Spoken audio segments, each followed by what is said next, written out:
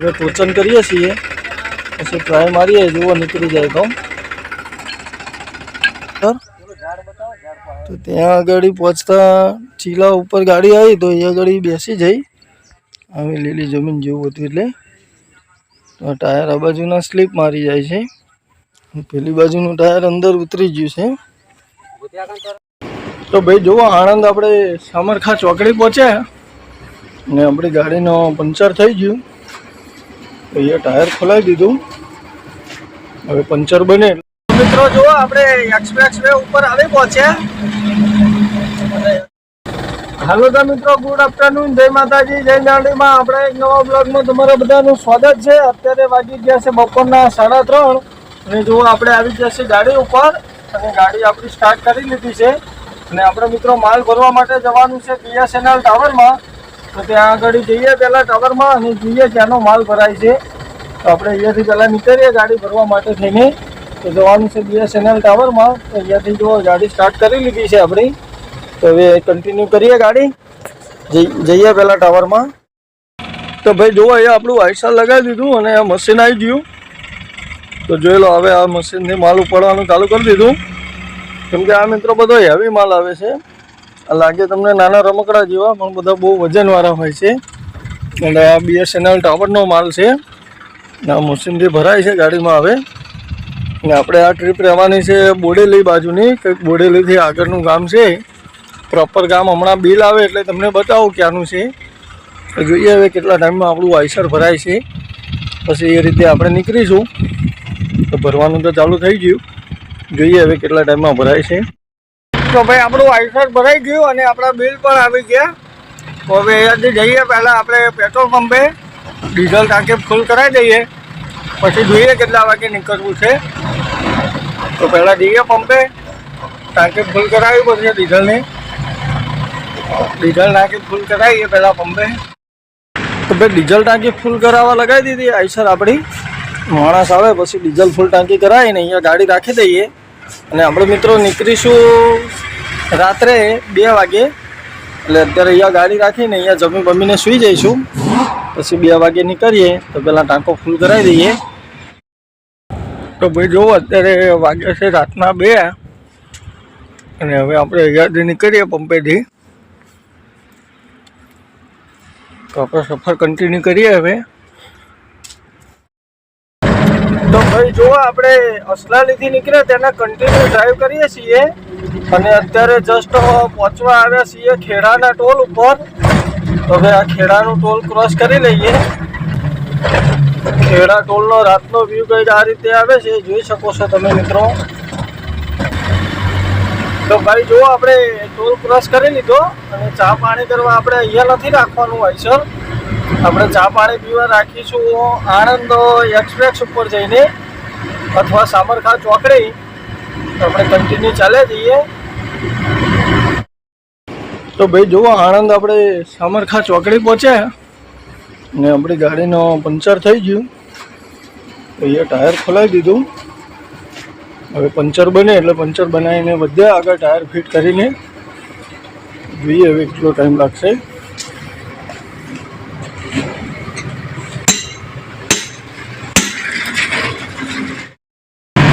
તો મિત્રો જુઓ આપણે પંચર બનાવીને નીકળી આવ્યા અને અત્યારે પહોંચવા આવી ગયા એક્સપ્રેસના ટોલ ઉપર। અને મિત્રો આ રીતે અડધી રાતના પંચર પડે એટલે 1 કિલોમીટર કાપવાના હોય, ટાઈમે ગાડી આપવાની હોય અને આવી રીતે પંચર પડે એટલે મૂડ ઓફ કરી કાઢે ડ્રાઈવરનું, બીજું કંઈ ન હોય આમાં, કંઈ નહીં। હવે નસીબમાં લખ્યું હોય તો પંચર પડે અને જે થતું હોય સારા માટે થતું હોય, તો કંઈ નહીં। હવે આ ટોલ પાર કરી એક્સપ્રેસ ઉપર લઈ લઈએ આપણું આઈસર, જોઈ લો ટોલનો વ્યૂ, આગળ આવી જશે એક્સપ્રેસ વે। મિત્રો જુઓ આપણે એક્સપ્રેસ વે ઉપર આવી પહોંચ્યા અને એક્સપ્રેસ વે ઉપર ચાલે રહીએ છીએ। આ છે અમદાવાદ બરોડા એક્સપ્રેસ વે। તો ભાઈ આપણે એક્સપ્રેસ ઉપર જ ચાલે જઈએ છીએ અમદાવાદ બરોડાવાળા, અને આ દિલ્હી મુંબઈ એક્સપ્રેસ વે છે આગળ, ત્યાં પહોંચવા આવ્યા છીએ।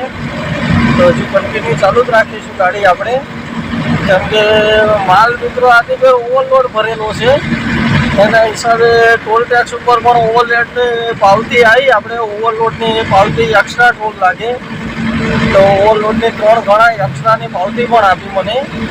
અત્યારે રાત્રે દેખાશે નહીં તો હું પાવતી બતાવતો તમને ગાડી ઊભી રાખીને.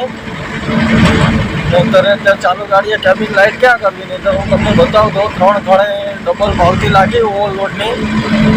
અને એમ કે માલ ઓવરલોડ ભરેલો છે એના હિસાબે ટાયરો પણ ગરમ થાય છે અને ટાઈમે ગાડી આપવાની છે એટલે ગાડી પણ બગાડવી પડે એવું છે. હવે પોઝિશન એવી છે મિત્રો કે ગાડી બહુ બગાડું તો ટાયરો ગરમ થઈને ફરી પંચર પડવાની બીક લાગે છે. અને ધીમે ધીમે જવા દઉં છું ક્યાંક 2-4 જગ્યાએ ઊભી રાખીને, તો ટાઈમે ગાડી નહીં પહોંચે. તો જોઈએ હવે જે થાય એ નસીબ આપણા, પણ ધીમે ધીમે પહોંચી જઈશું. હવે આશા રાખીએ કે ફરી પંચર ન પડે અને વ્યવસ્થિત આપણે ડેસ્ટિનેશન ઉપર પહોંચી જઈએ ખાલી કરવા માટે.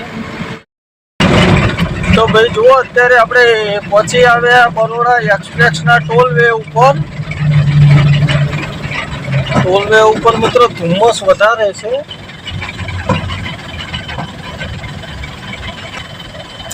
ધુમ્મસ જેવું હતું એના હિસાબે ક્લિયર રિઝલ્ટ નહોતું આવતું દૂરથી. હવે આપણે બરોડા ટોલ વે પાર કરી ને આગળ ક્યાંક રાખીશું ચા પાણી પીવા માટે. અને ત્યાંથી આપણે ચા પાણી કરી અને પછી આગળની જર્ની સ્ટાર્ટ કરીશું કન્ટિન્યુ. તો જોઈ શકો છો બરોડા એક્સપ્રેસ વેનો ટોલ. તો દોસ્તો જુઓ, અત્યારે આપણે એક્સપ્રેસ વે છોડી દીધો અને આવી ગયા આપણા નેશનલ હાઈવે નંબર 8 ઉપર. Surat Ahmedabad national highway number 8. અને આ હાઈવે ઉપર આપણે કન્ટિન્યુ ચાલ્યા જવાનું છે કપુરાઈ ચોકડી સુધી. અને કપુરાઈ 4 રસ્તાથી આપણે ગાડી લઈ લેવાની છે લેફ્ટ સાઈડ. તો હવે આ રોડ ઉપર આપણે કન્ટિન્યુ ચાલ્યા જઈએ. હજી કેટલો ટાઈમ લાગશે અને આગળથી આપણે લઈ લઈશું ખાલી સાઈડમાં. અને મિત્રો આપણે નાઇટમાં નીકળીએ એટલે નાઇટ બ્લોગ જેવું જ રહેશે આપણે આમાં.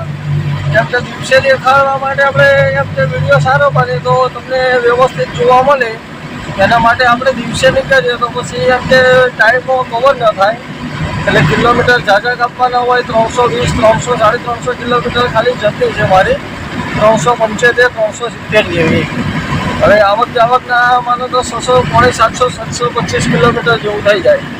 750, 750 કિલોમીટર આવક જાવક. હવે એ રીતનું હોય એટલે પછી આપણે કિલોમીટર કાપવાના હોય. ટાઈમે સવારે ગાડી આપવાની હોય કે વહેલી ખાલી થાય તો આપણે વહેલા ખાલી કરીને રિટર્નમાં જે કંઈ મળે એ માલ ભરીને નીકળી જવાય. એટલે આપણે વહેલા જવાનું હોય ગણતરી વહેલા જવાના પર્પઝથી આપણે વહેલા જ નીકળતા હોઈએ. એટલે નાઇટ વ્લોગ જેવું છે એટલે રાતના ટાઈમે જે રીતે દેખાય એ રીતે હું બતાવવાની કોશિશ કરું છું તમને. આગળ કપુરાઈ ચોકડી આવે ત્યાંથી લેફ્ટ સાઈડ લઈ લઈશું. તો ભાઈ જુઓ, આ રસ્તો જતો રહ્યો સુરત, નવસારી, વાપી, વલસાડ. અને આપણે લઈ લીધી બ્રિજની નીચે. આગળ ચોકડી આવશે ત્યાંથી લઈ લઈશું લેફ્ટ સાઈડ. તો જુઓ મિત્રો, આ છે વડોદરાની કપુરાઈ ચોકડી. અને અહીંયાથી આપણે લેવાનું છે આઈસર આપણું ખાલી સાઈડમાં. તો અહીંયાથી લેફ્ટ સાઈડ ટર્ન લઈ લઈએ.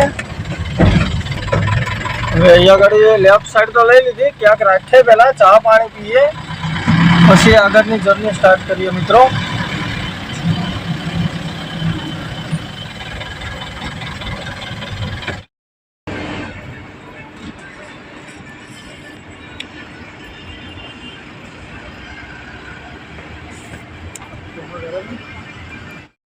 તો ભાઈ સવારના 7 વાગવા આવ્યા અને આપણે કપુરાઈ ચોકડી ઊભા છીએ.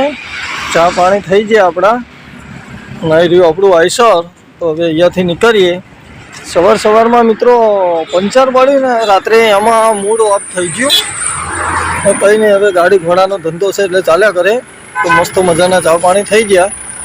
એટલે હવે અહીંયાથી આપણે તો ભાઈ હાઈવે ઉપર આઈસર નમી ગયું છે ટાયર ફૂટીને.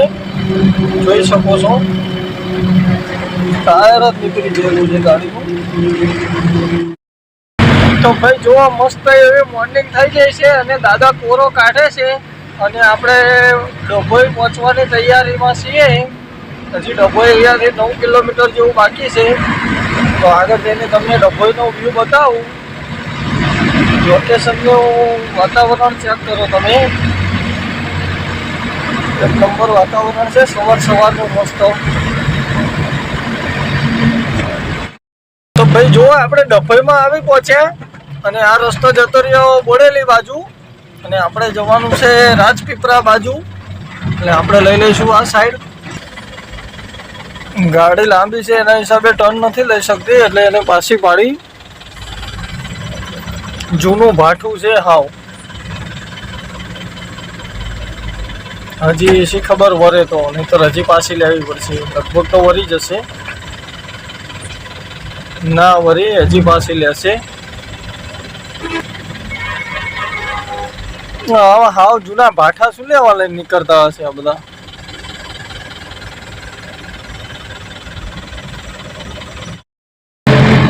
તો મિત્રો જો અહીંયાથી રાઈટ સાઈડ લઈ લઈએ તો રાજપીપળા 42 બતાવે છે અને તિલકવાડા થઈને આગળ થઈને પણ રાજપીપળા જવાય છે.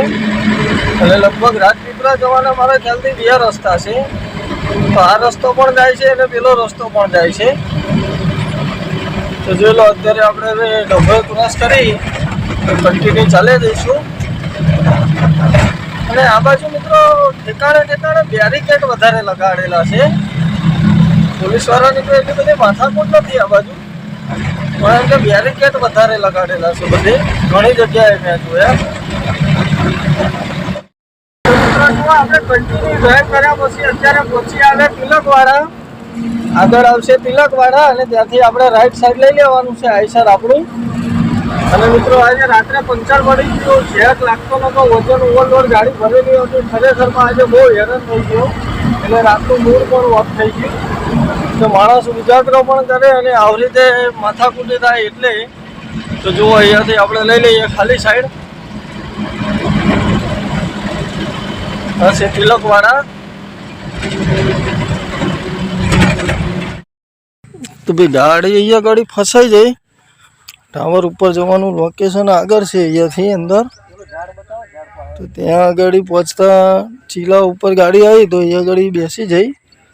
આવી લીલી જમીન જેવું હતું એટલે તો ટાયર આ બાજુના સ્લીપ મારી જાય છે. પેલી બાજુનું ટાયર અંદર ઉતરી ગયું છે. જો તો ટ્રેક્ટર બોલાવ્યું છે, ખેંચાય તો ખેંચી લઈશું, નકર જોઈએ પછી શું થાય છે આગળ. પછી આપણા નસીબ, અમે સવાર જાગ્યા ત્યારે પંચર પડ્યું, ત્યારથી દિવસ રાતનો બગડેલો છે. રાતે બગડી હતી એટલે દિવસે બગડેલો છે. તો જોઈએ હવે શું થાય છે. ભાઈ ટાવરવાળા ભાઈનું ટ્રેક્ટર આવી ગયું છે, ખેંચવા માટે બોલાવ્યું. હવે ટોચન કરીએ છીએ, પછી ટ્રાય મારીએ, જુઓ નીકળી જાય તો.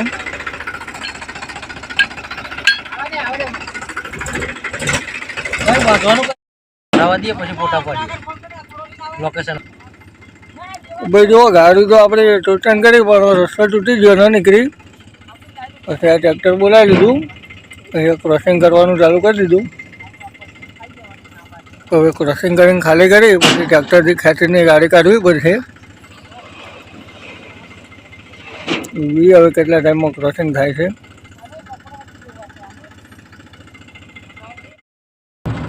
પાસે ગાડી તો આપણે ક્રોસિંગ કરીને ખાલી કરવાની ચાલુ છે. અને આપણે જો અહીંયા આવીને લંબાઈ દીધી હતી અને જે ગાડી આપણી ફસાઈ ગયેલી છે, નીકળી નથી, એટલે અહીંયા આગળ ગાડી ક્રોસિંગ કરશે. ક્રોસિંગ કરીને પછી આપણે ખાલી ગાડી થાય એટલે વજન ઓછો થઈ જશે, એટલે એ લોકો ખેંચીને ગાડી આપશે. પછી આપણે અહીંયાથી નીકળીશું.